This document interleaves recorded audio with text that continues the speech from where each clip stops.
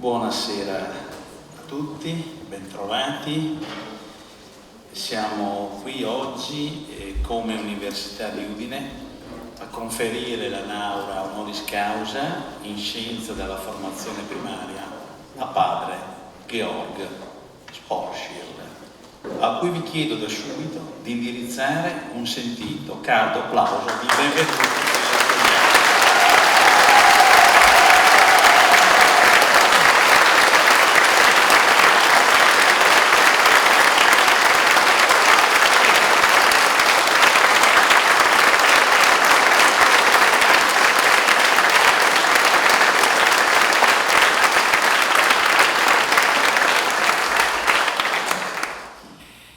Non siamo qui per caso. Come docenti abbiamo voluto venire in trasferta presso questo centro Ernestro Balducci, di cui quest'anno ricorrono i 30 anni dalla nascita, perché il centro non solo rappresenta uno dei migliori esempi italiani di accoglienza e di promozione culturale, ma è in piena sintonia proprio con le azioni per cui oggi attribuiamo a padre Georg la laurea ad honorem.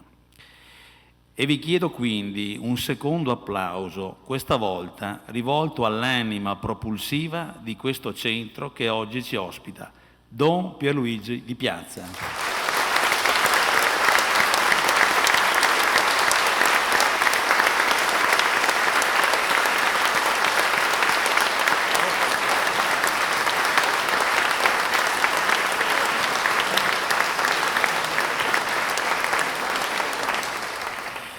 Desidero ricordarvi che è anche lui un nostro laureato ad honorem, laurea che gli è stata attribuita nel gennaio del 2006, sempre dal nostro Ateneo, per le sue attività di promozione della cultura della pace, della non violenza, della solidarietà, fondatore e instancabile animatore di questo centro di accoglienza per immigrati, profughi e rifugiati politici. Non è usuale che queste cerimonie si realizzino al di fuori delle aule universitarie, ma in questo caso, per il conferimento della laurea a padre Georg, direi che non ci potrebbe esserci posto migliore, perché rispecchia appieno lo spirito e l'opera di formazione e di crescita culturale, di accoglienza, di tutela dei più bisognosi e indifesi, che padre Georg ha praticato e tuttora pratica. Tra queste due lauree honoris causa, quella del 2006 conferite a Don Luigi Di Piazza e questa del 2019 attribuita a padre Georg, c'è un terzo evento intermedio che le lega profondamente. Il G7 University, promosso dal nostro Ateneo il 29 e il 30 giugno del 2017, da un titolo evocativo: Education for All. L'istruzione è l'arma più potente per cambiare il mondo, disse Nelson Mandela. Molto tempo fa furono i Gesuiti a rendersi conto che la strategia migliore per aiutare i popoli del mondo era offrire l'accesso all'istruzione, in quanto lo strumento più potente per dare alle persone la possibilità di liberarsi dall'ignoranza e dalla miseria. In seguito furono i salesiani a portare avanti la missione dei Gesuiti, garantendo un'educazione per i bambini delle classi più povere. A mio avviso questi tre eventi, la laurea ad honorem per Don Luigi Di Piazza, il G7 University Education for All e la laurea odierna ad honorem per padre Georg Sporschil, sono legati da un medesimo filo rosso, quello dell'attenzione agli ultimi, ai più indifesi, ai più bisognosi. Padre Georg è un educatore, un maestro che ha operato con metodologie assolutamente originali in contesti molto difficili e talora drammatici, come quello dei bambini orfani di strada nella Romania di Ceausescu. Un'opera di educatore dei più deboli e dei più disagiati che credo possa essere annoverata a quella di grandi educatori di ispirazione cristiana come Don Lorenzo Milani, fondatore della scuola di Barbiana, e di Don Giovanni Bosco, fondatore dei Salesiani. Approfondendo in questi giorni l'enorme opera di padre Georg con gli ultimi, i più dimenticati, evitati, reietti, appare emergere il suo fortissimo interesse per il disagio giovanile, un richiamo irresistibile, tutto teso ad offrire la possibilità di ridare senso a delle vite che quel senso avevano perso per strada.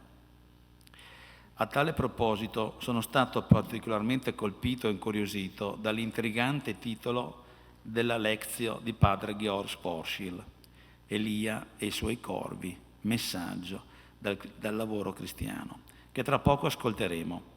Il quesito che mi sono posto era: ma che ruolo hanno i corvi nel lavoro educativo e sociale di padre Georg?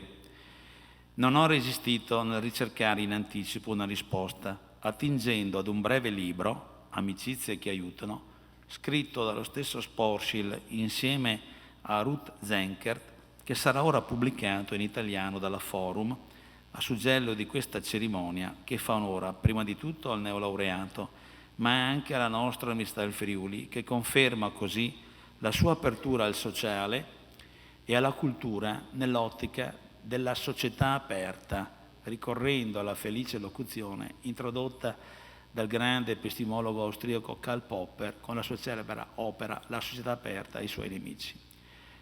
Ho potuto così comprendere che l'impegno sociale in Transilvania di padre Georg trova la sua fonte nel profeta Elia, il quale ben presto si rese conto che il binomio profezia e società spesso conduce a conflitti e pericoli.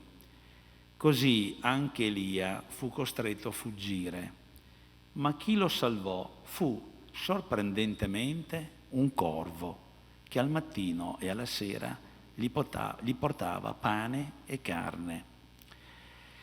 Sappiamo bene che corvo in Romania e non solo è un termine che si utilizza con un'accezione evidentemente negativa, se non palesemente dispregiativa, mentre nel caso della storia di Elia si tramuta in una metafora su chi si spende per gli emarginati e disprezzati. I corvi possono così aiutarci a superare l'egoismo, a vedere la nostra felicità, a diventare grati, a sentire ciò che davvero possiamo cambiare. Questa nuova coscienza è il nostro dono più grande ed è ciò che ora anima tanti giovani volontari che escono dalla prosperità e accettano di aiutare i poveri in Romania, ma direi in tutto il mondo senza distinzioni. Se queste conoscenze ci inducono ad osservare con occhi diversi tutti gli animali, a maggior ragione dovremo ora rivolgerci a questi giovani corvi di Romania e al loro capo corvo, non solo con grande rispetto, ma pure con immenso affetto e gratitudine, perché con le loro musiche ci manifesteranno il loro talento e allieteranno questa cerimonia dedicata al loro capo corvo. Quindi grazie Padre Georg, grazie per questo suo insegnamento di vita straordinario che noi oggi come Università di Udine e dell'intero Friuli ricambiamo con questo riconoscimento accademico. La sua fede e il suo amore per i bambini siano sempre il timone e la vela della sua anima navigante. Complimenti.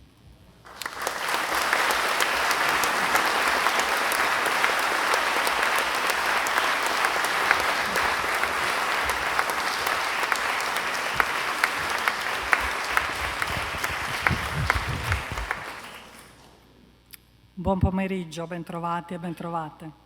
Sono veramente lieta che il Dipartimento di Lingue, Letterature, Comunicazione, Formazione e Società che dirigo abbia promosso e approvato il conferimento di una laurea honoris causa in Scienze della Formazione Primaria a padre Georg Sporschil.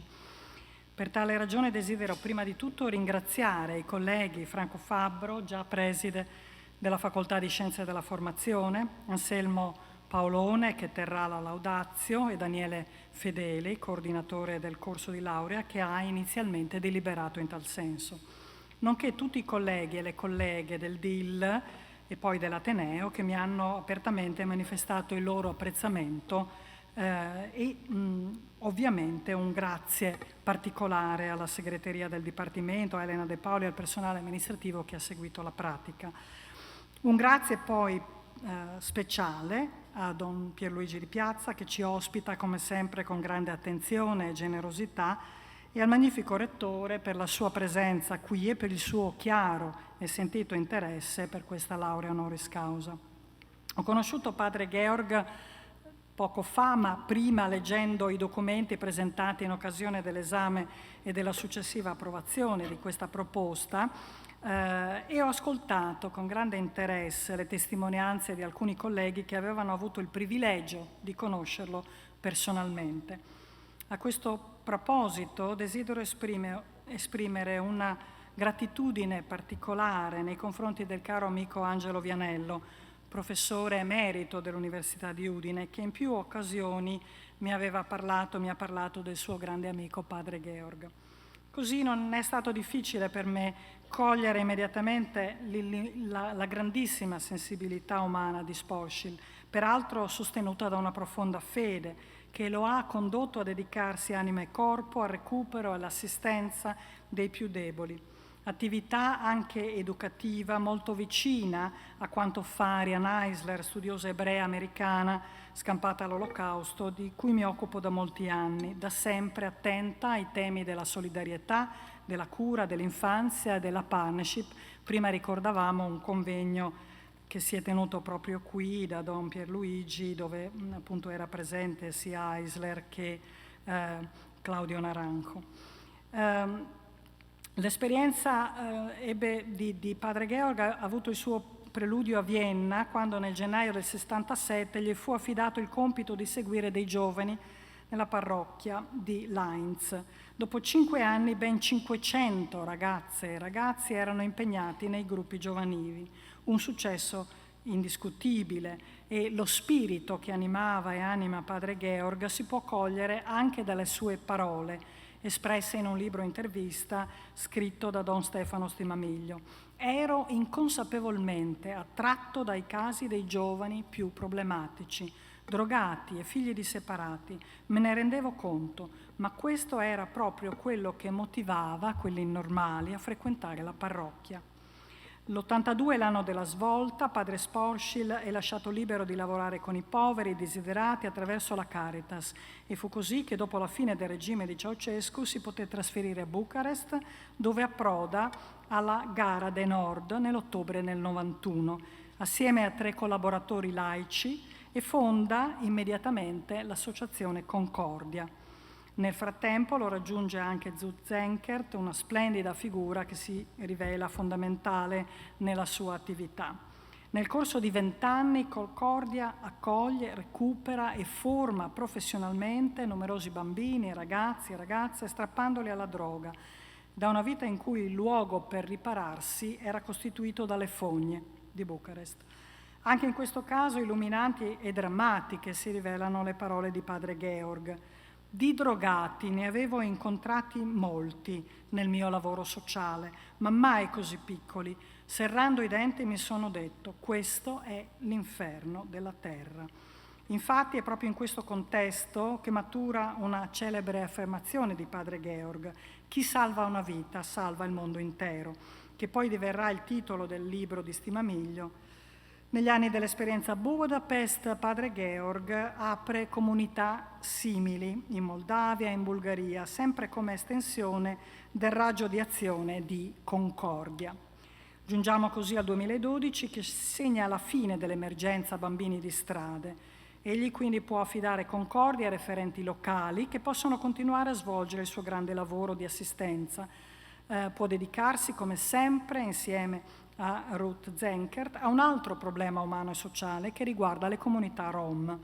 A tal fine fonda l'associazione Elia, quella appunto dei corvi, come diceva il magnifico rettore, che opera in 3 villaggi vicini a Sibiu, sempre in Romania.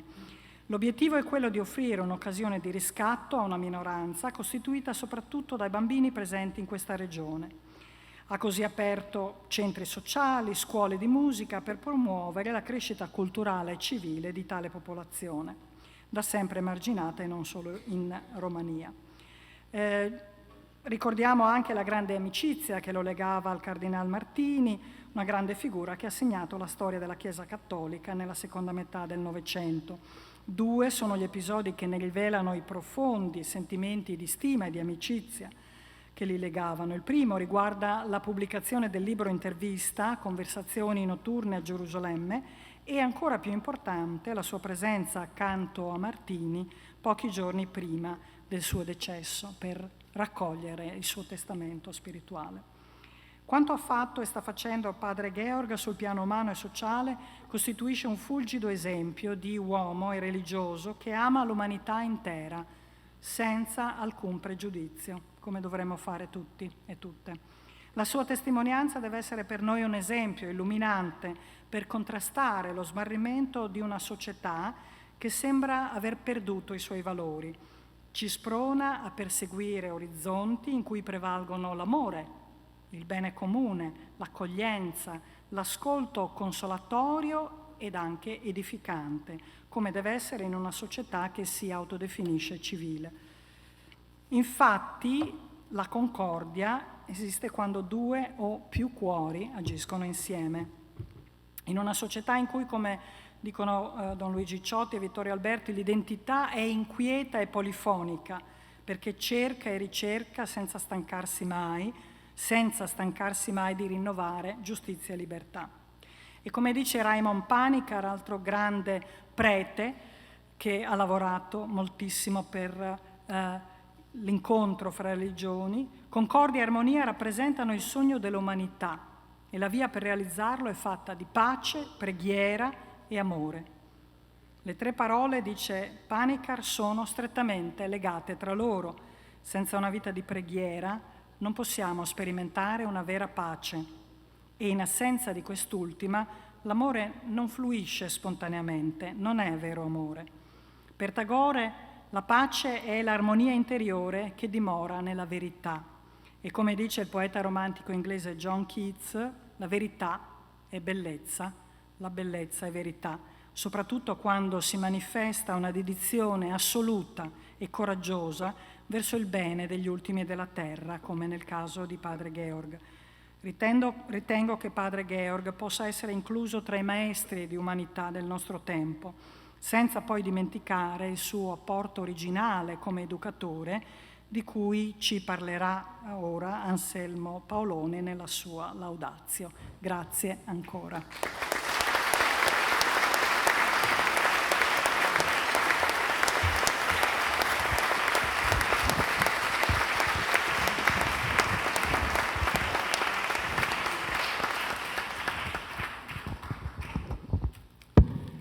Saluto cordiale e amichevole a tutte voi, a tutti voi, per questa presenza.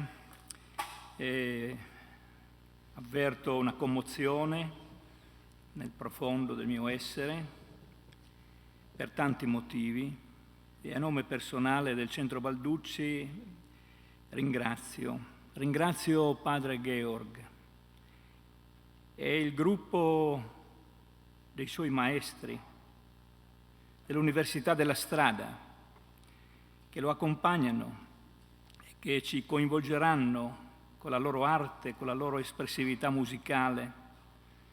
Ringrazio l'Università di Udine che ha scelto questo luogo, il Centro Balducci, per il conferimento di questa laurea honoris causa. Non per falsa modestia, ma io con apertura interiore del tutto trasparente ringrazio per le parole, ma rispetto a Georg mi sento molto piccolo, proprio piccolino. Quindi l'accostamento mi pare come sproporzionato, così io sento. Ecco. Nel ringraziare ugualmente tutti, ricordo anche 2 persone in particolare, Angelo Vianello e Don Stefano. È la 3ª volta di padre Georg in questa sala. La prima volta, appunto, con Angelo Vianello, abbiamo qui presentato il suo libro scritto con il Cardinal Martini, I colloqui notturni a Gerusalemme. La seconda volta con Don Stefano, per comunicare anche attraverso i filmati le esperienze che vive insieme a tante persone, con il libro anche di Don Stefano, Chi salva una vita salva il mondo intero.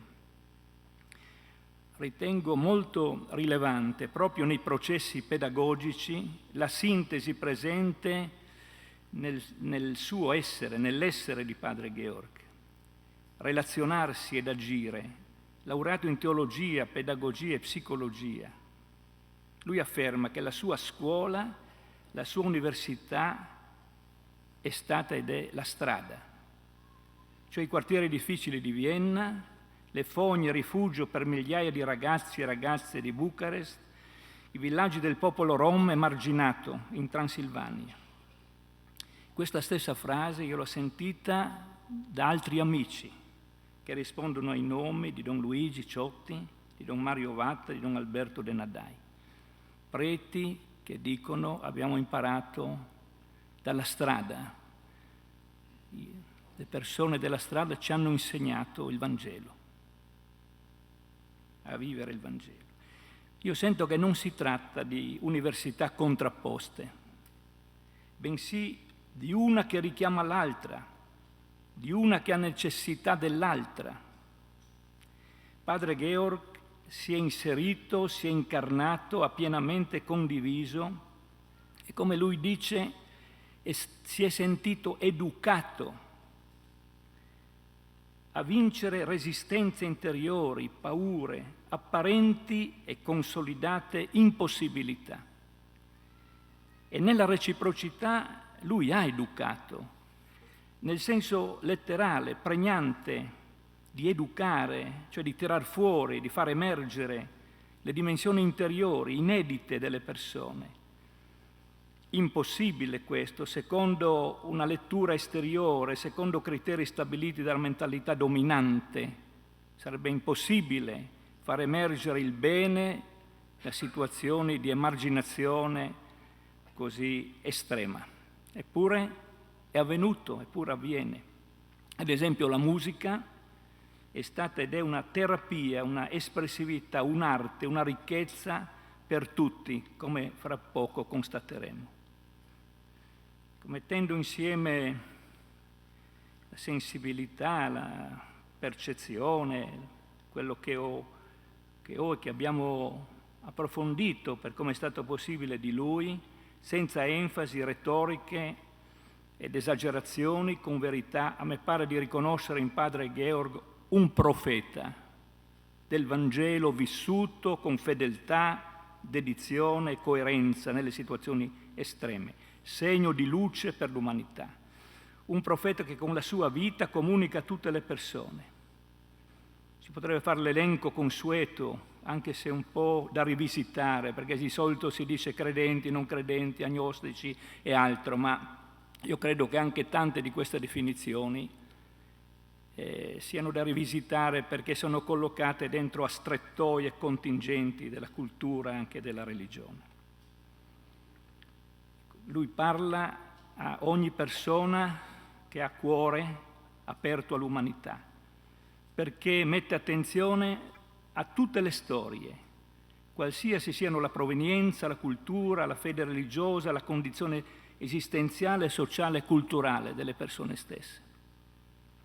Ci racconta del momento di quella domenica di Cristo Re del 1978.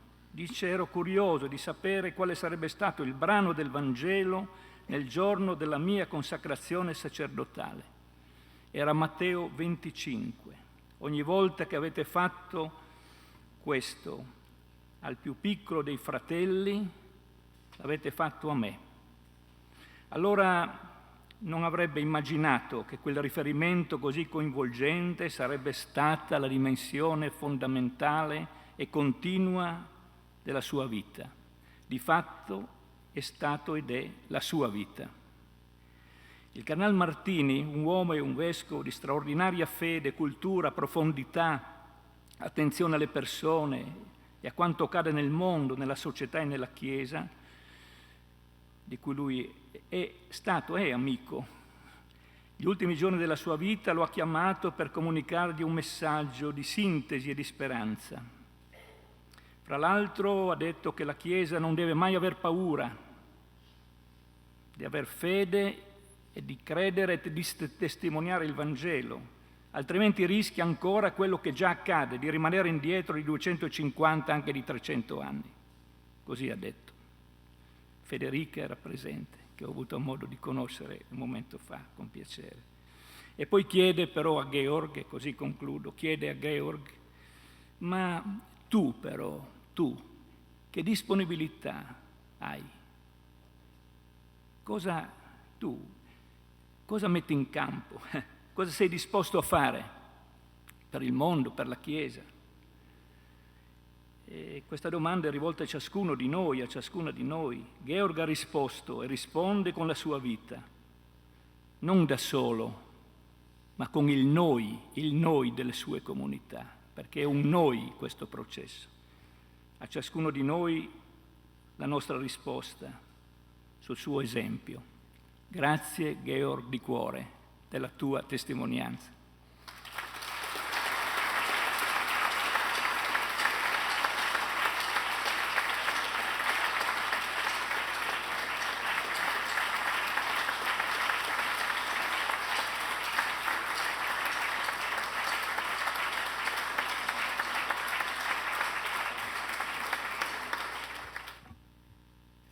I meriti filantropici e pedagogici del padre Georg Sporschil sono ormai noti a molti e perciò credo di poter aprire questa laudatio facendo riferimento a essi attraverso una sintesi necessariamente incompleta. Incompleta perché tante sono le buone azioni che egli ha compiuto con l'aiuto dei suoi collaboratori, a cui questa laudatio idealmente si estende per analogia nel corso della sua vita, che il loro dettagliato elenco esaurirebbe facilmente il tempo a mia disposizione.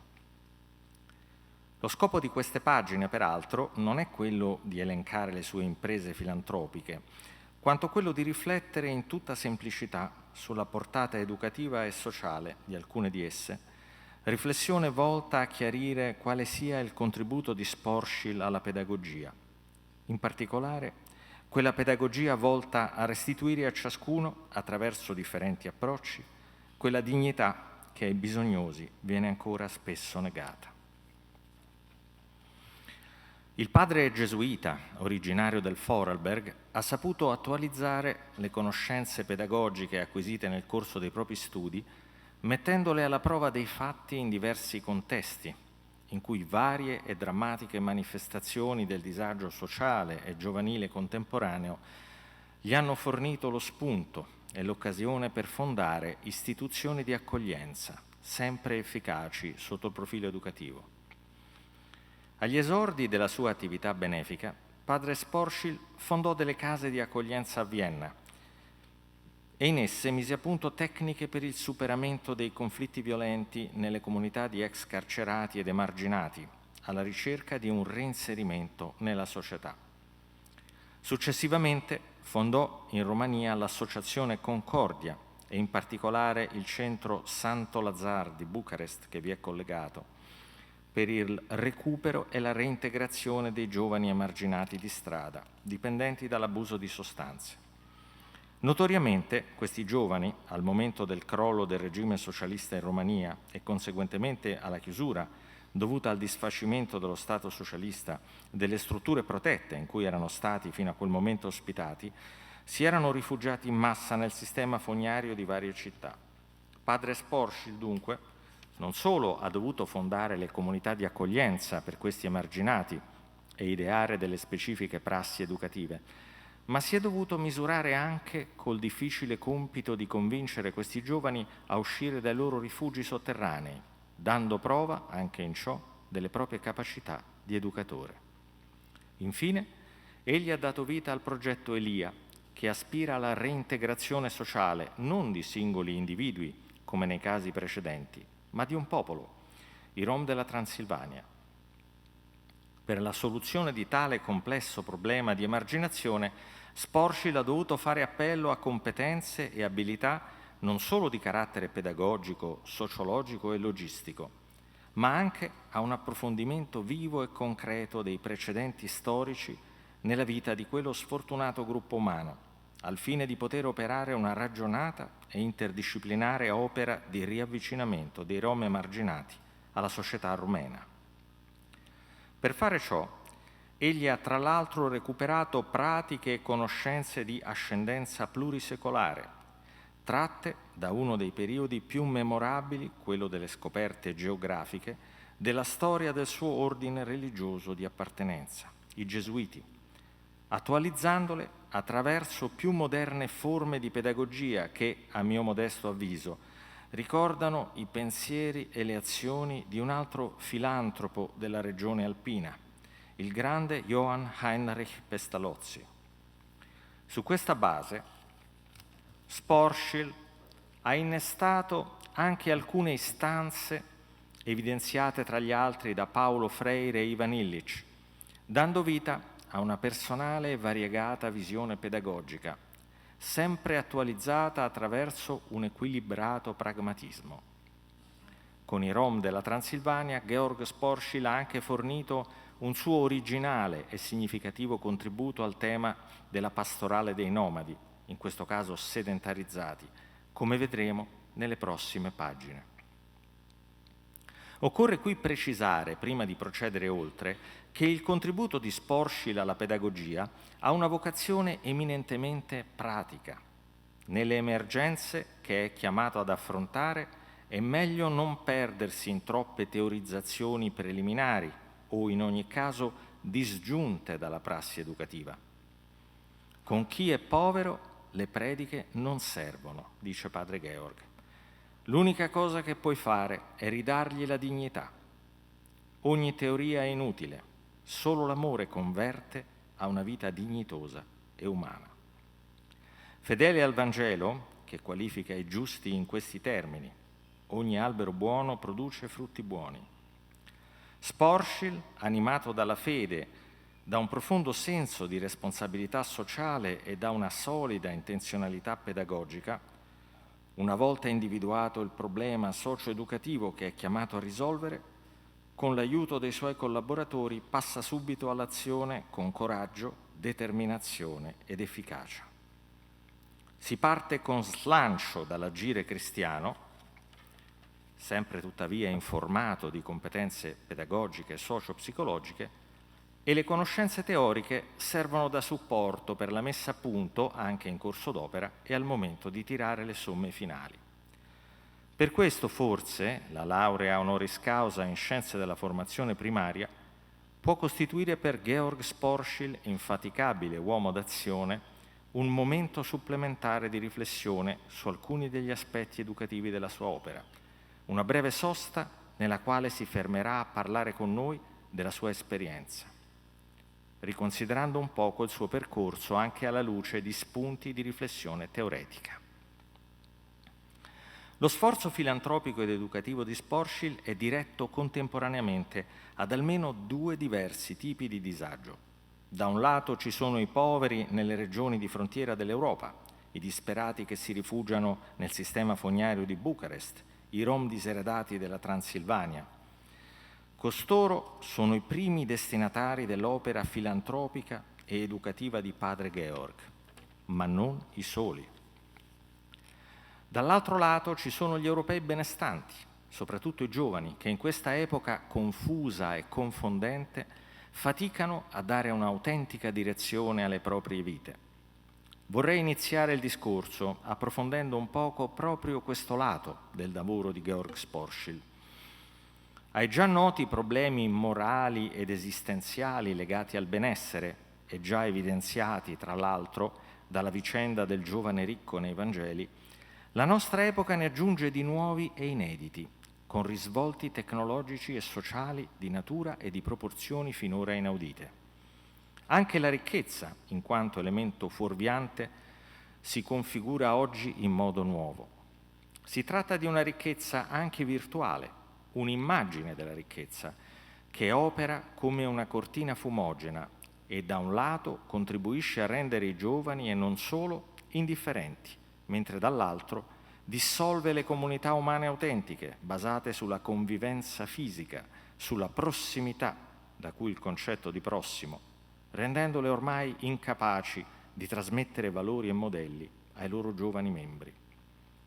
Oggi i nostri ragazzi tendono ad essere intorpiditi ad opera del mondo parallelo delle piattaforme digitali, delle realtà virtuali e dei media pervasivi che sostituiscono i veri rapporti umani di un tempo, con reti di rapporti virtuali e che proiettano sulle nostre vite lo scenario illusorio di una società opulenta, dominata dalle rappresentazioni simboliche e dai divertimenti.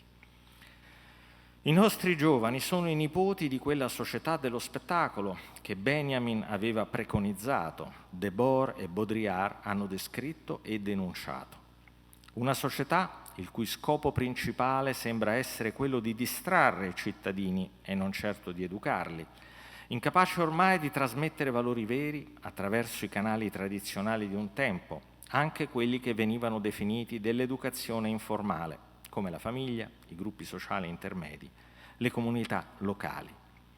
In questo senso, nella società dell'affluenza, il proverbio africano «ci vuole un villaggio per educare un bambino» sembra appartenere ai ricordi del passato, perché da noi le comunità autentiche, che il termine villaggi qui rappresenta, sembrano ormai in via di dissolvimento e, quando ancora esistono, sembrano andar dimenticando i valori comunitari che un tempo le reggevano, oltre all'intenzionalità pedagogica diffusa che le caratterizzava. In tal senso, ormai da noi, l'impegno educativo sembra essere concentrato invece nelle istituzioni formali, le quali peraltro tendono sempre di più a istruire piuttosto che educare, sollecitate da pervasivi modelli efficientisti e produttivisti dell'educazione, che tende piuttosto a configurarsi come una variabile dell'economia. La dimensione affettiva della relazione educativa, che Pestalozzi tra gli altri aveva individuato come essenziale con riferimento a tutti i giovani e ai diseredati in particolare, oggi pare andare assumendo un ruolo secondario. In questo asettico scenario dell'educazione contemporanea, governato da un sistema spettacolare di benchmark e statistiche internazionali sui livelli di efficienza produttiva raggiunti e da raggiungere, e in cui l'aiuto ai bisognosi sembra configurarsi sempre più come medicalizzazione burocratizzata, attraverso forme cioè emotivamente distaccate e lontane da quelle tradizionali dell'esercizio caritatevole, la trasmissione di certi valori ed esempi capaci di suscitare l'empatia e la solidarietà, trasmissione che un tempo avveniva attraverso le famiglie, le comunità locali, le istituzioni religiose, è sempre meno centrale nelle prassi educative. Anche quei luoghi che un tempo furono tra i contesti privilegiati dell'educazione informale, le città occidentali, sembrano sempre più trasformarsi in parchi a tema nei quali i giovani, invece di imparare attraverso concrete esperienze di vita, disorientati da un ambiente senza contenimento e con pochi incerti punti di riferimento, spendono il loro tempo in attività superficiali che, pur collocate nel mondo fisico, somigliano sempre di più a un pendant delle effimere relazioni e divertimenti digitali.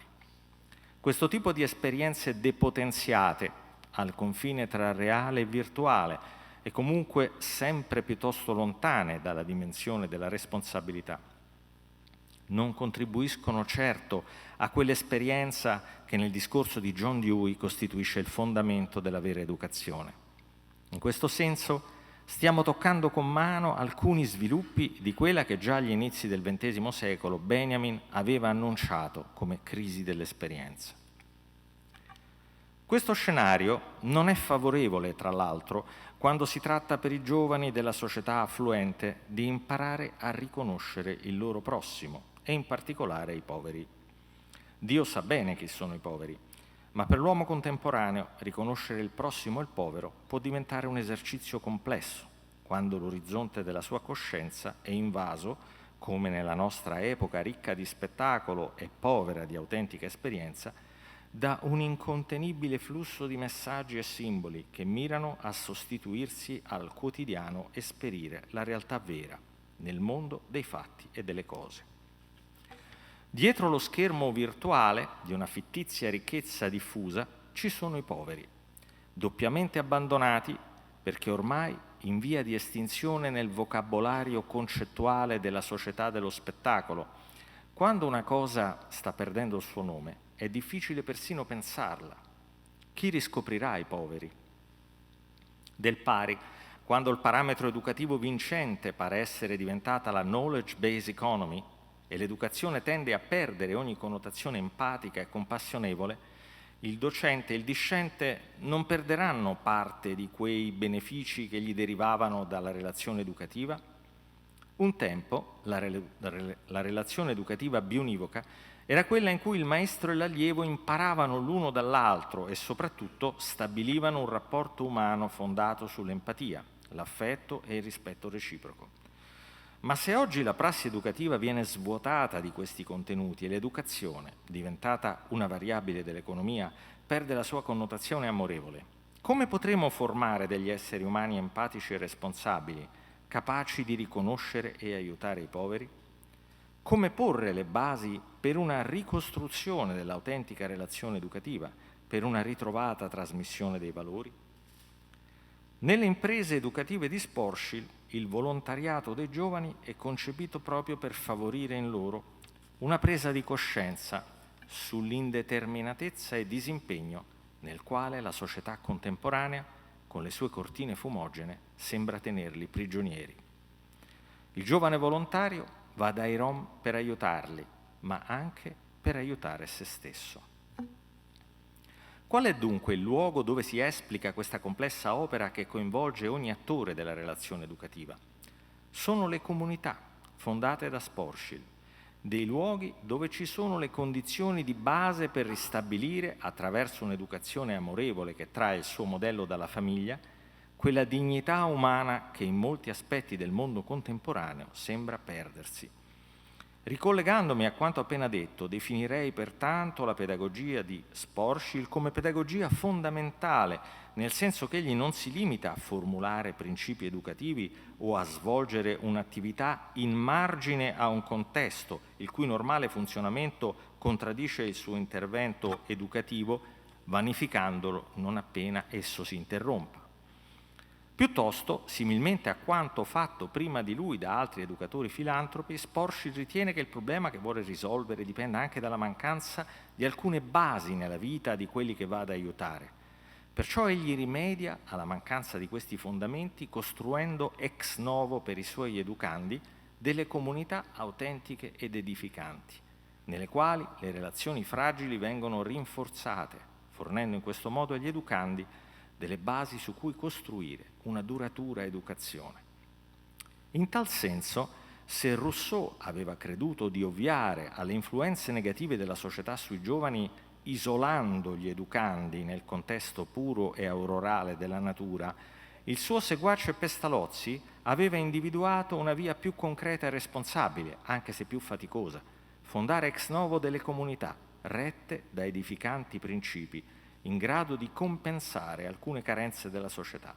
In tali comunità i giovani potevano imparare a esercitare la responsabilità circondati dagli esempi che contano e soprattutto dall'affetto che l'indifferente società della rivoluzione industriale negava loro. Ma qual è il contenuto di questa educazione che si rifà per certi aspetti a Pestalozzi? In primo luogo si tratta di insegnare ai ragazzi a essere se stessi. Una delle modalità principali attraverso cui si esplica questo insegnamento passa attraverso il lavoro e soprattutto l'ispirata e responsabile scelta di esso. Come diceva il Cardinal Martini, i giovani non devono cercare un lavoro qualunque, ma ciascuno deve cercare il proprio lavoro, quello per cui è tagliato, quello che corrisponde ai talenti che Dio gli ha dato. Un'affermazione questa in opposizione con la logica economicista secondo la quale è il mercato che impone agli uomini la scelta di un lavoro anziché di un altro. Sporschil, dunque, come Martini, ritiene che il lavoro non sia soltanto un mezzo di sussistenza. Il lavoro è un mezzo attraverso il quale l'uomo esprime se stesso.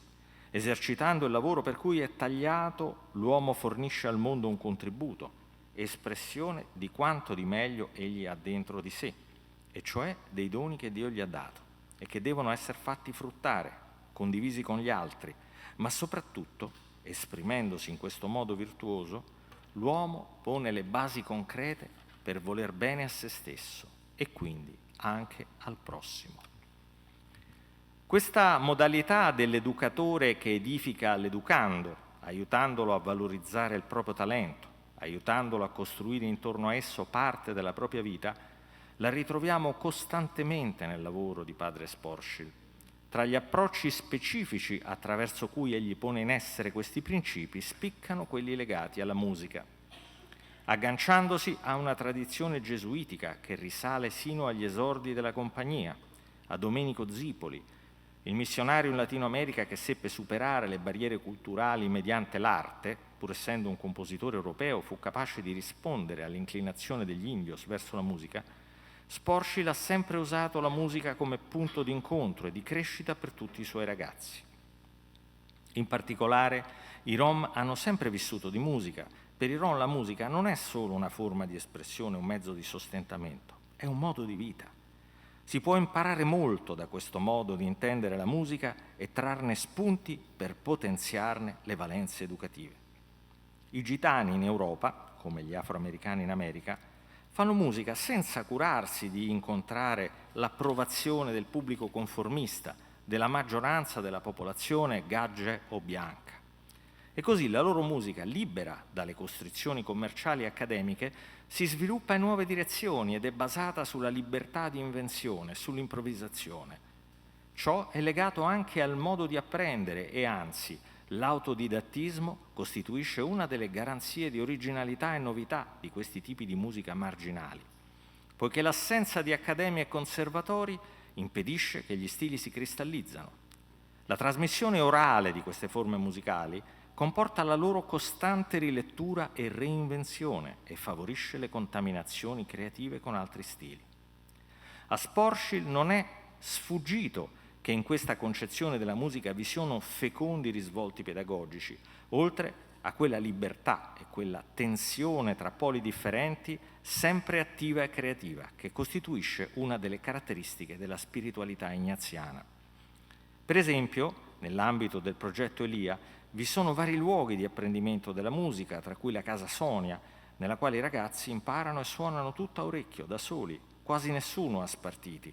Gli insegnanti e gli alunni provengono da contesti molto diversi, rumeni, bulgari, austriaci, tedeschi, tutti si incontrano nella musica e nella danza. Gli studenti insegnano e imparano da soli. Attraverso questo apprendimento libero e ispirato della musica, in controtendenza rispetto a quanto avviene nel panorama dell'istruzione formale in Occidente, ciascuno può trovare la propria voce. Ciò è metafora di un più generale concetto del trovare se stessi e la propria capacità di esprimersi, che può diventare una sorta di paradigma artistico, esistenziale, educativo generale, capace di imprimere alla vita una direzione improntata alla bellezza, alla libertà espressiva e comunicativa, alla fiducia in se stessi. Tutte queste libertà educative possono essere modelli per una libertà più vasta, contro la famosa gabbia di ferro della società informatizzata. La libertà di espressione ci aiuta a ritrovare la nostra voce di esseri umani, ci aiuta a recuperare la nostra dignità di esseri liberi e creativi. Siamo in questo mondo non per subire, per allinearci passivamente a quello che il mondo detta, ma per dire la nostra con libertà e coraggio. Ma per fare questo dobbiamo prima scoprire quale sia la nostra vera voce, come dice Freire. Una volta che l'abbiamo scoperta, questa voce dobbiamo coltivarla e svilupparla senza essere fuorviati né condizionati. Solo se la scopriamo con le nostre forze, essa sarà vera, autentica, libera. Non è questa, tratta dall'apprendimento autodidatta della musica e dalla tradizione dei Rom, una possibile metafora della vera educazione? A Elia, per esempio, c'è un'orchestra che ha composto anche un inno. L'inno è sul sito web della comunità e può essere ascoltato. Accanto all'inno c'è anche un esempio di musica zigana per violino solista, quella che nel 1848 Franz Liszt aveva dichiarato, tra lo scalpore generale, provenire dalla tradizione indiana. È interessante mettere a confronto i due brani. L'inno di Elia è chiaramente derivato dalla stessa fonte del brano zigano, usa intervalli simili e una concezione melodica affine, ma stilisticamente l'inno è sincretico.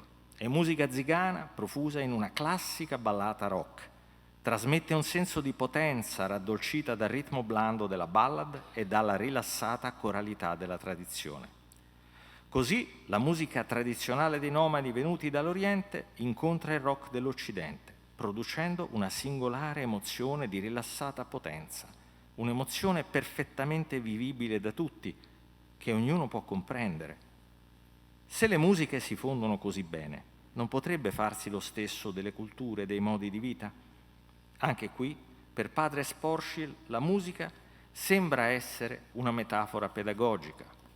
Lo stesso spirito comunitario delle sue scuole di musica lo troviamo in molti aspetti del suo operato tra i Rom, nel quale egli supera la tradizionale figura del missionario salvatore di anime con una missione forse teologicamente meno appariscente, ma più legata ai ritmi dei popoli e capace, quando necessario, di fermarsi ai bordi, a contemplare con realismo quanto sta accadendo, prendendo il tempo di meditarci su e cercare nuove soluzioni che rispettino adeguatamente la dignità delle persone coinvolte. Questa capacità di osservare in corso d'opera si fonda sull'idea di contemplazione della vita dei Rom attraverso l'immersione nella loro quotidianità, per trovarvi i segni della presenza dello Spirito. Una pastorale dei nomadi sedentarizzati, dunque, che purifica dalla tentazione di voler imporre dei modelli, ma che si concentra piuttosto sull'essere in costante tensione tra l'elevatezza dei risultati che si vogliono raggiungere e le concrete necessità degli uomini. L'esempio dell'uso della musica ci mostra come l'educazione fornita dalle comunità fondate da padre Sporschil, sempre collegata alla prassi e in costante tensione tra l'amore e la spiritualità da un lato e le necessità della vita vissuta dall'altro, ha permesso a tanti dei suoi ragazzi, per dirla con Freire, di trovare finalmente una voce, il che non significa solo un evento spirituale o psicologico di autorealizzazione, ma un passaggio rivoluzionario dalla cultura del silenzio, portatrice di subalternità, al nominare, suonare e trasformare il mondo. Freire parla in questo senso di coscientizzazione. Similmente a quanto avviene nel modello di Freire, anche l'educazione fornita da padre Sporschil offre un modello avanzato per educare i diseredati, perché fornisce un metodo che non dipende dalla conoscenza che è stata depositata in discenti passivi, nella metafora più nota di Freire dell'educazione bancaria, piuttosto è un metodo con cui gli educandi fanno appello alle loro capacità di rivendicare un loro autonomo progetto esistenziale attraverso la scoperta della propria autentica voce, quella che consente di esprimere nel mondo i propri talenti, quella che permette di esplicitarsi attraverso il lavoro per cui ciascuno è tagliato. L'esperienza iniziale attraverso cui i ragazzi scoprono questa potenzialità e le connesse possibilità è quasi sempre quella della musica, che Sporschil de facto ha elevato a metafora e strumento educativo fondamentale.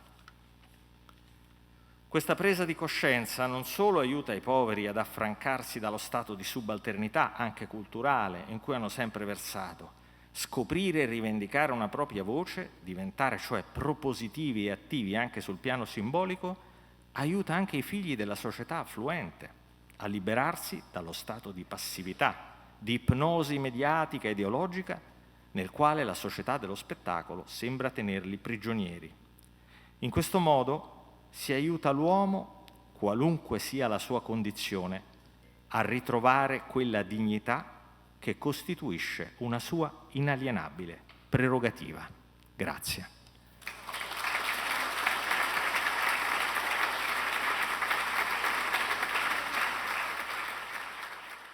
Come avete visto abbiamo aggiunto alla commissione anche il professor Angelo Vianello, che è il nostro professore emerito, ma diciamo è stato anche uno un'anima di questa honoris causa, quindi lo ringrazio a nome di tutto l'Ateneo. E poi abbiamo anche il nostro rettore entrante, il professor Pinton, e quindi questa è l'ultima delle honoris causa sotto il mio mandato e quindi è una specie di staffetta anche al professor Pinton. Bene, in nome della legge, il sottoscritto Alberto De Toni, ordinario di Ingegneria Economico-Gestionale, rettore dell'Università degli Studi di Udine, vista la deliberazione del giorno 5 dicembre 2018 del Consiglio di Dipartimento di Lingua e Letteratura, Comunicazione, Formazione e Società, ove si propone di conferire la laurea magistrale honoris causa in Scienze della Formazione Primaria a padre Georg Sporschil, nato a Friedrich, Austria, il giorno 26 luglio 1946, per il contributo fornito per la promozione di forme educative e sostegni di qualità in contesti estremamente complessi nella prospettiva dell'inclusione per i bambini e i giovani con bisogni molto particolari.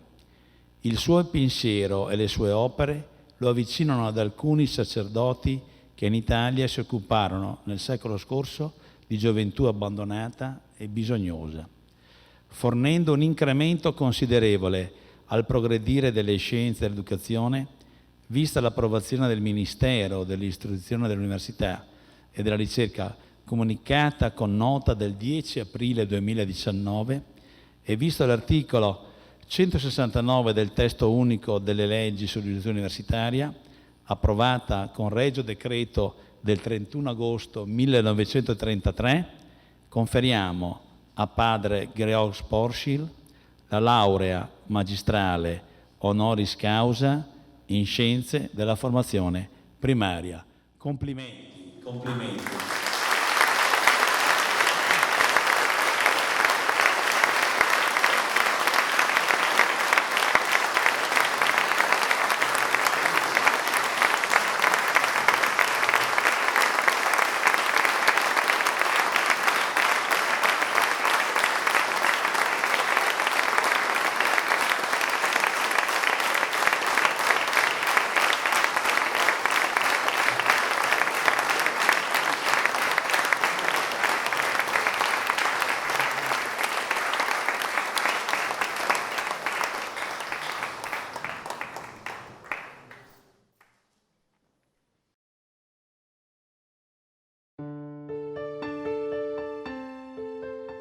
Ein Vater und seine Tochter.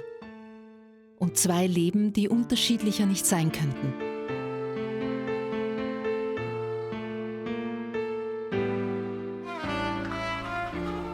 Das Roma-Mädchen aus Ziegenthal im Herzen Rumäniens wird nicht in die Fußstapfen ihres Vaters treten.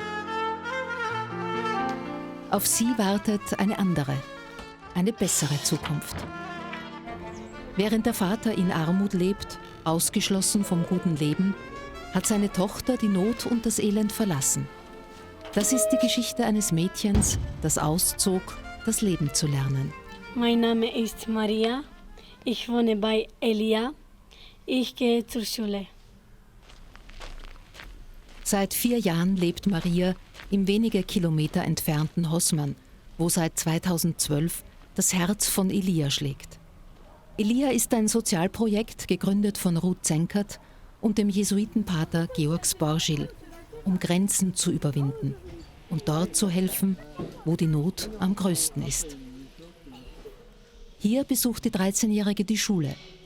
Sie weiß, wie wichtig Bildung für ihre Zukunft ist. Und sie weiß auch, was sie einmal werden will: Sängerin.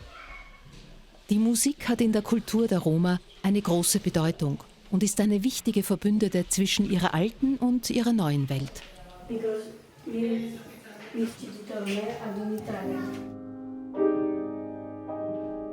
Es war nicht immer einfach für Maria, in ihre Vergangenheit zurückzublicken. Als man sie fand, war sie ein verängstigtes, halb verhungertes Kind aus Ziegenthal. Wie die meisten Menschen dort lebte sie mit ihrer Familie in einer Baracke ohne Strom am Rande des Dorfes, in der Straße der Roma, die bei Regen im Schlamm versinkt.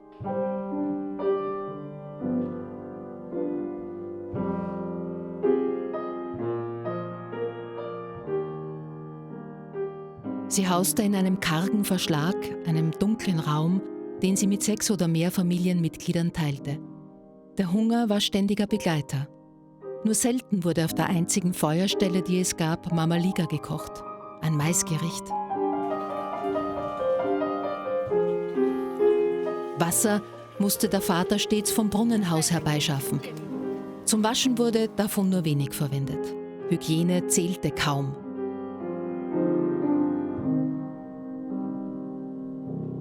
Maria erinnert sich, wie es war, als der Sommer ging und der Winter mit seiner Kälte in die Knochen drang. Überall Schmutz, Feuchtigkeit und Elend. Sie schämte sich für ihre Herkunft, ihre Familie, ihre Geschichte. Besuche fielen ihr schwer. Doch Pater Georg Sporschil, der Schirmherr von Ilia, hat ihr gezeigt, wie sie die Kluft überwinden kann. Durch Verständnis, Engagement und Liebe. Keiner ist besser als der andere. Alles, was Maria lernt, gibt sie im Dorf weiter, indem sie selbst die Hand reicht.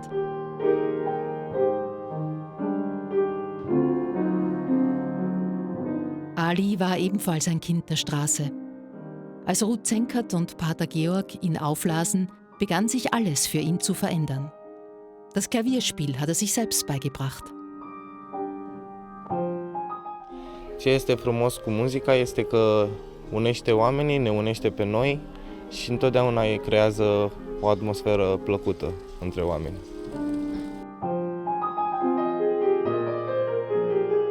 Ali hat seinem Leben eine Richtung gegeben und ist einer der wichtigsten Mitarbeiter von Ilia geworden. Für uns ist ein sehr großes Geschenk, weil er einfach von morgens bis abends, vom Morgengebet in der Kapelle bis in der Musikschule den ganzen Tag mit den Kindern Musik macht und diese Gruppen begleitet. Und wenn wir die Messe feiern, spielt er Musik.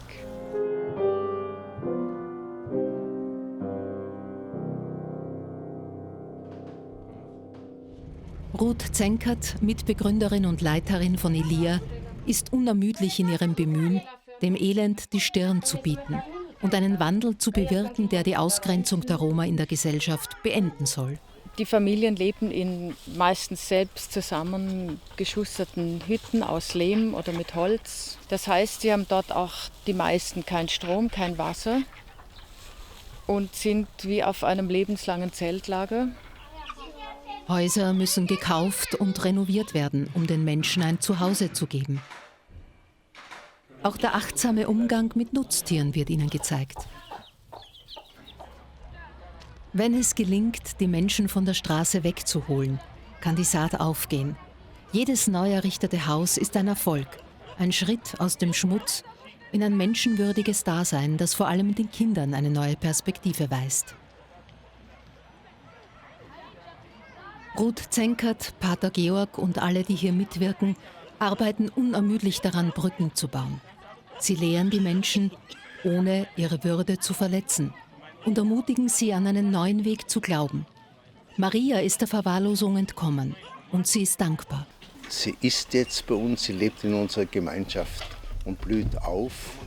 Wenn ich auf Maria schaue, dann spüre ich den Satz, unser Motto: Wer ein Leben rettet, rettet die ganze Welt. Als Elia kam, um zu helfen, waren die Menschen zuerst misstrauisch, gewöhnt an ihr armseliges Leben und daran, dass keiner sie mochte. Doch als sie erkannten, dass sie respektiert wurden, dass man sie weder beschämen noch verurteilen wollte, nahmen sie die Hilfe an. Wie Florin. Auch er ist auf der Straße aufgewachsen und heute einer der wichtigsten Sozialarbeiter des Vereins. Er hat den Zugang zu allen Familien hier im Dorf. Da geht bei jeder Tür ein und aus, ist überall willkommen und hat irgendwie den richtigen Zugang und die richtige Sprache für die Leute und weiß alles über jeden. Und das ist für uns natürlich sehr wertvoll, weil wir dadurch ganz anders in Verbindung mit den Menschen sind und sie uns über ihn kennen und vertrauen. Comunicarea este baza și dacă poți comunica frumos, pe înțelesul tuturor, indiferent de școală, indiferent de statul social al fiecăruia, important este să comunici pe limbajul fiecăruia, să poți fi înțeles, ca tu să înțelegi primul. Parfumar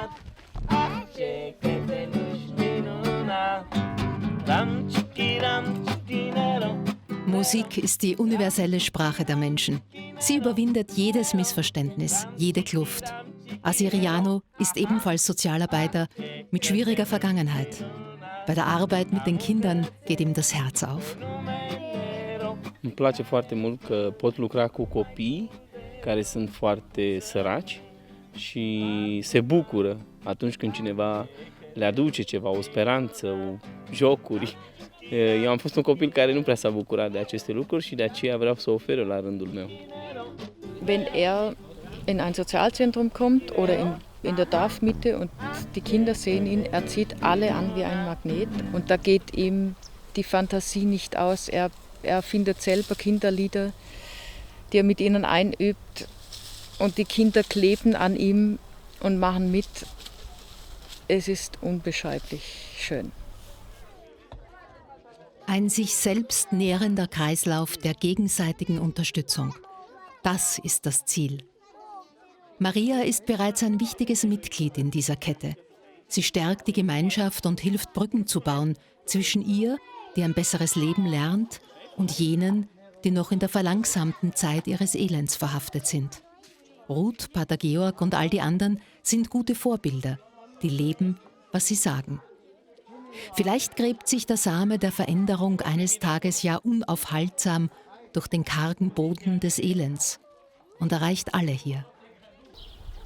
Auch Angelika war ein Straßenkind. Drogenabhängig, missbraucht, verfolgt, gefangen in einer leidvollen Zukunft. Heute kümmert sie sich um den Garten und darum, dass alle gut zu essen haben. Îmi place ceea ce fac și îmi place că ei m-au salvat, ei mi-au dat o lumină. Dieses Licht leuchtet für alle hier. Die Kinder freuen sich über die heilige Messe. Sie loben Gott und danken. Sie lieben das Gebet, zu dem manchmal auch der orthodoxe Pfarrer kommt. Pater Georg erinnert sich gut daran, als Maria noch ein Häufchen Elend war.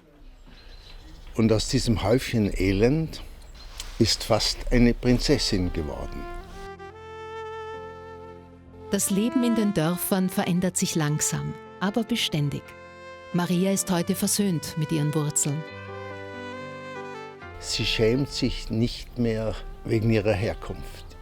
Und sie umarmt sie, die so strahlend hell ist, und die anderen, die doch noch so vom Schmutz festgehalten werden. Wenn Maria ihre Familie besucht, bringt sie ihr Lachen mit, teilt ihre Freude mit den Brüdern, ist wieder ganz Kind, nicht anders als die anderen und doch befreit von den Ketten der Not. Sie will ihnen zeigen, was sie weiß, und sie unterstützen, ihren eigenen guten Weg zu finden.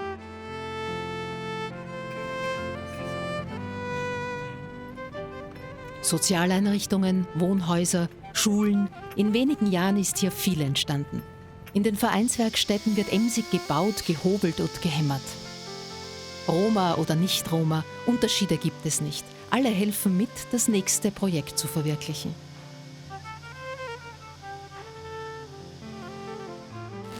Elia war ein feuriger Prophet. Heute brennt er in den Herzen der Elia-Gemeinschaft. Durch ihre Arbeit geschieht eine Veränderung, die größer ist als das Ziel, Häuser zu bauen und die Armut zu bekämpfen. Sie bringt die Menschen einander näher und auch zu sich selbst, in die Verantwortung für ihr eigenes Leben. Der neue Bauhof, Lehrwerkstätten für Tischlerei, Landwirtschaft und Bauhandwerk. Hier soll ein Zentrum entstehen für die Jugendlichen, wo sie lernen, wo sie arbeiten, wo sie aber auch die Freizeit miteinander verbringen, damit eine große Gemeinschaft von Jugendlichen wächst, die sich gegenseitig anstecken. Wo Worte nichts erreichen können, verbindet die Musik. Sie teilt, steckt an, lindert, überwindet Widerstand und Grenzen, dringt mitten hinein ins Herz.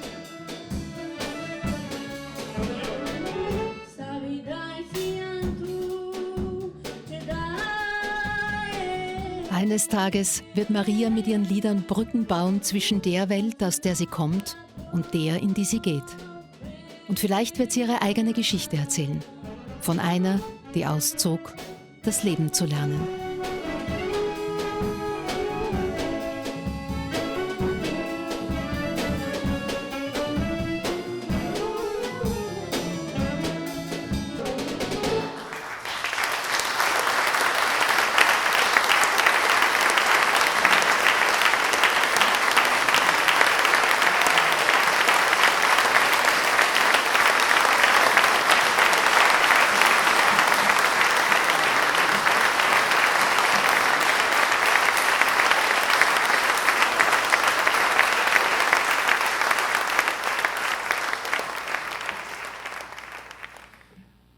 Grazie per la vostra visita nella mia parrocchia.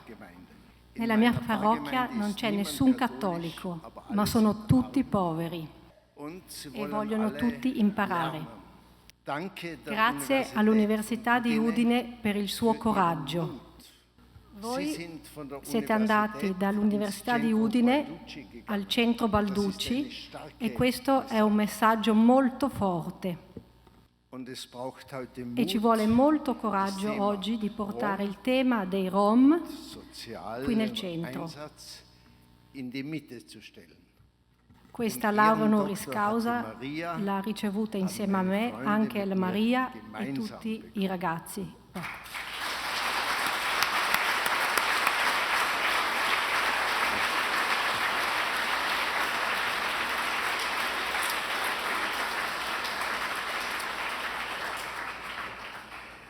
Magnifico rettore, egregi professori, cari amici, scusate la mia lingua.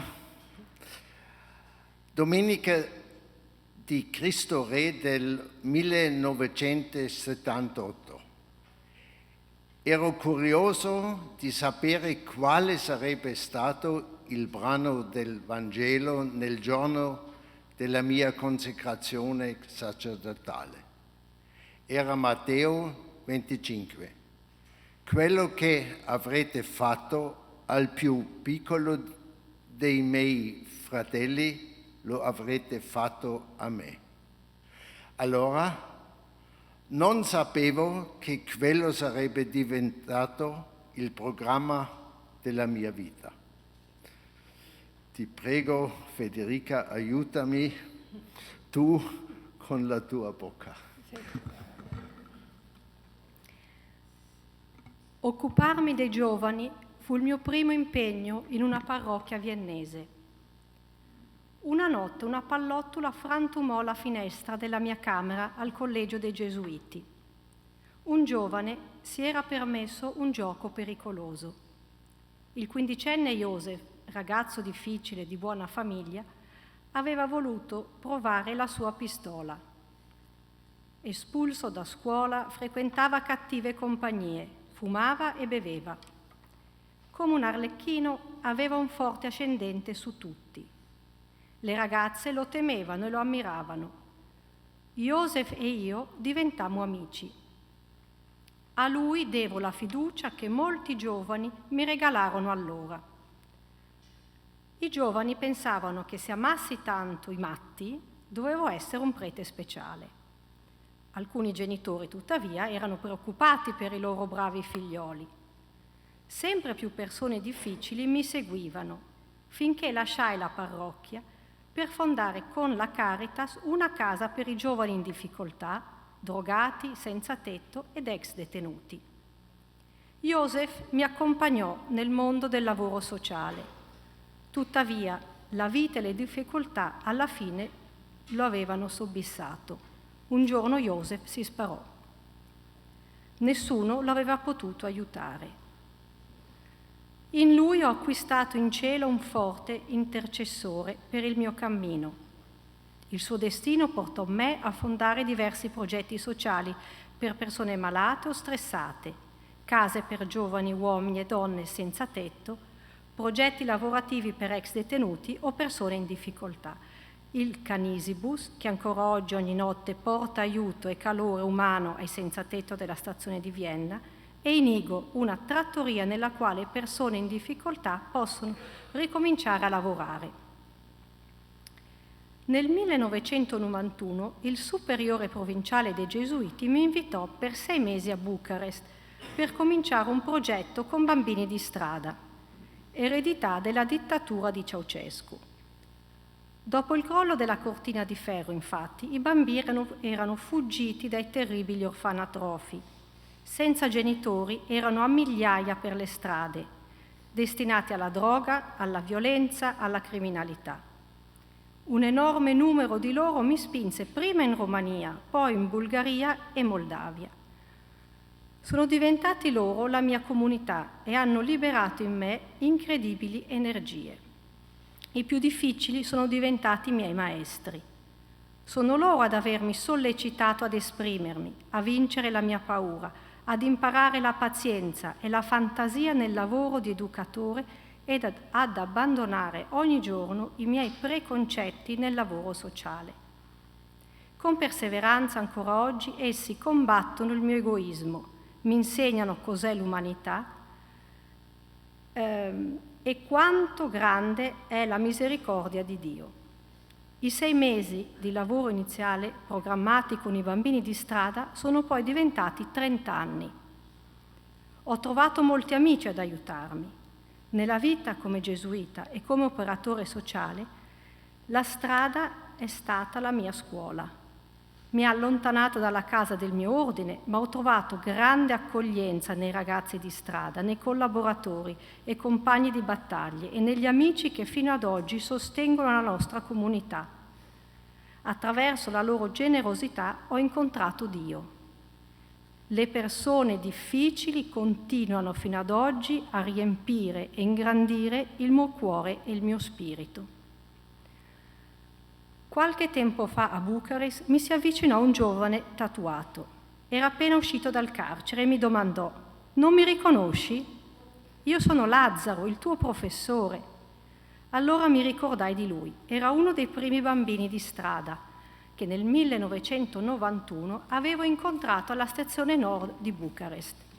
Indimenticabile, perché allora quel piccolo bambino aveva avuto compassione di me, perché ero appena arrivato in Romania. Io all'epoca non parlavo ancora il rumeno e non sapevo dove, nel quartiere buio e privo di illuminazione stradale, potevo comperare del pane. Lazzaro mi insegnò a gesti come si dice pane in rumeno, puine. Lui aveva fame, come l'orda che ci seguiva, e mi portò in un panificio. Ancora prima che io potessi pagare, mi tirò per un braccio gridando: «Scappiamo!» Spesso ho dovuto, assieme al mio seguito, mettermi improvvisamente a correre perché la polizia o i commercianti ci pigliavano a bastonate. Dal mio professore avevo imparato come si dice pane e dove trovarlo, ma lui doveva imparare che noi per prenderlo lo dovevamo pagare. Per i bambini di strada qualcosa di sconosciuto. Le orde di bambini drogati e inselvatichiti approfittavano dell'impotenza di chi cerca di aiutarli. Noi eravamo per loro i ricchi stranieri che non avevano la minima idea della loro miseria. Quando avvertivano la nostra paura, giocavano un gioco sporco con noi. Tuttavia, prima Lazzaro e poi sempre più ragazzi passarono dalla mia parte. Mi proteggevano, non senza ottenere qualche vantaggio per se stessi. Loro mi hanno protetto dalle feroci rapine dei ragazzi di strada e, passo dopo passo, mi hanno insegnato la saggezza della strada. Organizzammo delle feste nel parco della stazione nord di Bucarest. Dai tombini aperti uscivano gli invitati alla festa, che sottoterra cercavano caldo e riparo. Ancora oggi mi domando come sia possibile che questi esseri diseredati volessero pregare prima di mangiare. Dopotutto sei un prete, dicevano.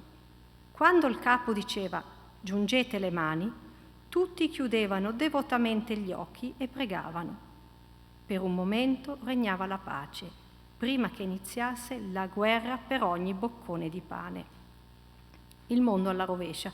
I bambini di strada garantivano la dimensione spirituale e il prete quella materiale. Con i miei aiutanti portavo loro da mangiare e da vestire, finché trovammo le prime case per loro e poi costruimmo un villaggio per bambini. Ancora oggi sono sorpreso quando entro nelle poverissime catapecchie delle famiglie rom. Quanti bambini e parenti vivono in una sola stanza. Non hanno né luce né acqua nelle loro case. Le pareti sono permeabili. La musica è forte, tanti bambini giocano. Coca-Cola e grappa sul tavolo e c'è un'incredibile ospitalità. Un arazzo con la raffigurazione dell'ultima cena o del buon pastore decora la catapecchia e nasconde i buchi del muro. Qui Gesù è di casa e mi accoglie nella povertà con una gioia che lì è di casa. Ricordo le parole di Gesù: beati i poveri, perché loro è il regno dei cieli. Assieme a Ruth Zenkert, compagna di scuola biblica e di lavoro sociale a Vienna e Bucarest, nel 2012 mi sono trasferito in Transilvania, dove presso molti villaggi si trovano gli slam dei Rom. Da qui erano venuti molti dei nostri bambini di strada. Abbiamo voluto andare alla radice da dove nasceva la miseria. Al nostro nuovo progetto abbiamo dato il nome di Elia. Il profeta Elia aveva guarito gli ammalati, resuscitato il bambino morto di una povera vedova e dato da mangiare agli affamati. Tuttavia, e questo è scioccante, prima di aiutarla chiese qualcosa alla povera vedova. Con l'ultima farina e un po' d'olio che restava in una ciotola doveva cuocere per lui del pane. Lei, che stava morendo di fame, doveva dare da mangiare all'ospite. In realtà, Elia in questo modo rendeva cosciente la vedova che lei stessa aveva qualcosa da donare e che non solo era una mendicante da dover aiutare, ma anche una persona che poteva dare ospitalità. Esattamente come Lazzaro era stato il mio professore, mi aveva insegnato qualcosa e non era stato solo un bambino di strada che mendicava, ma anche lui aveva qualcosa da donare. Di questo suo ruolo Lazzaro era ancora molto orgoglioso quando ci siamo rincontrati dopo 20 anni.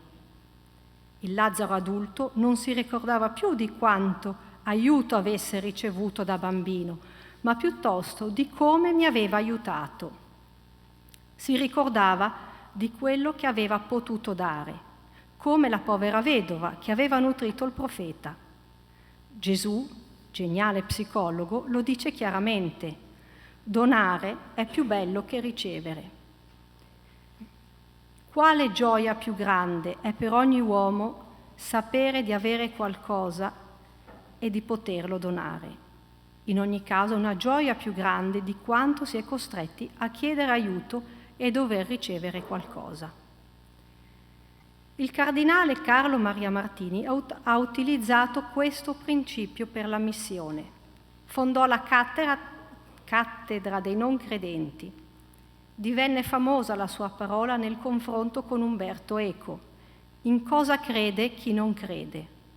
Martini si lasciava stimolare dai pensieri di chi era alla ricerca. Ascoltare quello che dicono i giovani era il suo credo.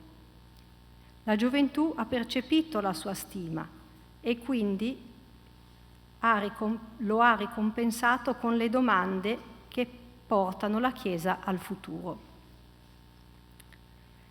Il profeta Elia era un appassionato combattente. Fece piovere il fuoco dal cielo e colpì la spada i suoi avversari, servitori degli idoli. Egli contrastò apertamente la potente regina Jezabele e mise a morte i profeti e il suo avido marito Agab che sfruttava i poveri. Elia rivelò l'ingiustizia dei potenti e per questo venne minacciato e dovette fuggire. Il profeta fuggiasco si nascose in una grotta presso Gerico. Era quasi morto di fame quando Dio gli mandò dei corvi che mattina e sera gli portavano pane e carne. Per questo abbiamo scelto il nome Elia per il nostro progetto sociale e scelto il corvo come logo. Il corvo, infatti, è colui che salva la vita su incarico divino. Oggi in Romania i corvi, cioara in rumeno, vengono chiamati in senso dispregiativo gli zingari. Sono i tanto disprezzati rom dei paesi in cui siamo. Ancora mi sorprendono e mi emozionano, talora allegramente con la loro musica e i loro balli, benché non sappiano né leggere né scrivere. Non hanno pane in casa, ma molti figli che devono sguinzagliare in giro per recuperare qualcosa. Sono i corvi che anche a me portano giornalmente il pane di cui ho bisogno, la forza per lavorare e l'amore per la vita, perlomeno fino al prossimo passo per quello del giorno successivo.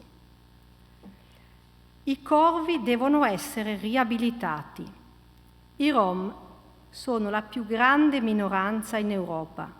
Da come li trattiamo e da come ci comportiamo con loro, che sono tra i più poveri e più difficili, si rivela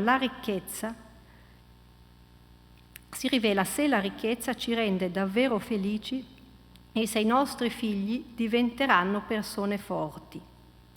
Papa Francesco, nella visita in Romania di quest'anno, ha ripreso il tema dei Rom, con i quali noi qui in Romania, come del resto in tutti gli altri paesi d'Europa, abbiamo rapporti difficili. Il Papa muove passi molto impopolari verso i migranti e lava i piedi ai carcerati, a donne musulmani e non credenti. Occuparsi degli esclusi e dei reietti è un messaggio potente. Il nostro contatto personale con loro ci rende più umani. Rinfrancato e nutrito dai corvi, Elia poté continuare il suo cammino. La strada attraverso il deserto era lunga ed egli si scoraggiò e voleva morire, proprio come il disperato arlecchino o un operatore sociale oberato e sovraffaticato. Allora venne un angelo che gli portò dell'acqua e del pane e disse ad Elia: «Alzati, mangia, altrimenti la strada è troppo lunga per te». Noi abbiamo bisogno di angeli che ci diano il coraggio quando non abbiamo risposte e non capiamo il mondo dei Rom. Perché in Europa le bambine devono ancora sposarsi a 13 anni? Perché non possono andare a scuola? Perché gli adulti non debbono avere degli orari certi? Perché festeggiano tutta la notte con i vicini e l'indomani non hanno più nulla da mangiare? Una madre trentenne si rallegra per il suo 8º bambino, anche se non ha nemmeno i pannolini per lui. Dormono in 10 sul pavimento di una stanza. Com'è difficile la strada per i bambini emarginati e feriti. Quando spesso mi manca il coraggio e non riesco a trovare nulla da dire a un violento, a una 13enne incinta o a un drogato. Allora mi aiuta la comunità con cui prego, che lotta con me, e gli amici che ci restano fedeli. Dio mio, ti ringrazio per gli angeli che ho vicino a me. Prego insieme ai nostri bambini. Loro non vedono solo gli angeli sopra di noi, ma anche quelli vicino a noi. In questo modo loro pensano agli amici che portano la nostra comunità. Elia, il profeta, il nostro lavoro, percorre il lungo cammino della carità, con passione. All'inizio con fuoco, impudenza e insuccessi, ma poi il profeta viene abbandonato, si mette in fuga, affamato e spaventato. I corvi e gli angeli gli vengono in aiuto e gli danno la forza per continuare la meta. La meta è il monte di Dio, l'Oreb, nel Sinai, dove vive il Signore, dove scoprirà il senso del suo lungo cammino, dove la ricerca avrà una risposta e il desiderio sarà ricompensato. Qual è il risultato di tante fatiche, delle loro tanto impopolari richieste di giustizia? Sul Sinai Dio si rivela al profeta Elia, non in una tempesta, non nel fuoco o con un terremoto. Elia scopre Dio non nelle sue opere potenti, non nel fuoco delle sue battaglie, non nella ricchezza delle sue idee, ma in un delicato, leggero sussurro di vento. Elia è diventato un altro. I corvi e gli angeli l'hanno trasformato in un altro uomo. Ora egli presta attenzione a ciò che è sottile e appena percettibile. Non è più focoso e deciso come all'inizio, ma piuttosto tenero e vulnerabile, più debole e aperto all'amore che gli è donato. Gli uomini per i quali si è speso e contro i quali ha combattuto lo hanno educato. Gli educatori più forti sono le persone più difficili. Se dovessi descrivere il mio lavoro con una sola parola, direi in romeno mulțumesc, multum est, cioè grazie. I miei protetti le chiamano la parola magica, perché chi ringrazia vede cosa possiede, perché chi ringrazia vede cosa può fare. Questo dà consapevolezza di sé e il coraggio per aiutare gli altri. Io devo ringraziare i miei fratelli, le mie sorelle di strada e dei campi rom. Mulțumesc vouă. Nei fratelli e nelle sorelle più piccoli io incontro Gesù. Sì, così si è compiuto il Vangelo della mia ordinazione sacerdotale. Oggi io ringrazio voi dell'Università di Udine per il coraggio, il magnifico rettore Alberto Di Tona, la professoressa Antonella Riem per la sua cieca fiducia, che ha fatto la laudatio il professore Anselmo Paolone, con le sue parole ha reso grandi sia il mio lavoro, sia i miei fratelli e le mie sorelle. Ringrazio di cuore il mio amico, il professore Angelo Vianello, e i miei due meravigliosi confratelli nel sacerdozio, Don Pierluigi e Don Stefano, fedele amico. Ringrazio te, Federica, ambasciatrice del progetto Elia e la mia bocca in Italia. Il vero ringraziamento lo innalzeranno adesso al cielo i miei amici rom della Romania con la loro musica. Grazie a tutti. Thank you.